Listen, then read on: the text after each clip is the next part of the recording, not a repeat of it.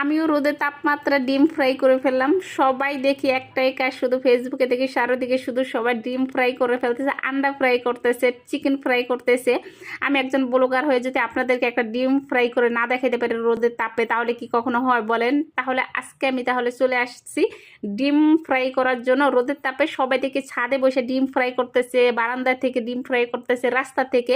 আর আজকে আমি চলে আসছি একদম খোলা মাঠে, কারণ এইখানে এতটা পরিমাণ রোদ ছিল। এখানে আমাদের 40 ডিগ্রি তাপমাত্রা ছিল যেদিন ডিম ফ্রাই করছি। তারপর তো চলে আসলাম মাঠে, আর আমি যে ডিম ফ্রাই করতে যা যা লাগে সব কিছু নিয়ে আসছি। আর এতটা গরম ছিল, নিচ থেকে জুতা পরে আসার পর মনে হয় নিচ থেকে গরম উঠতেছিল, দাঁড়ায় থাকার অবস্থা। যাই হোক, কড়াইটা রেখে আমি সরে গেছিলাম এখান থেকে 10 মিনিটের জন্য। 10 মিনিট পর চলে আসছি।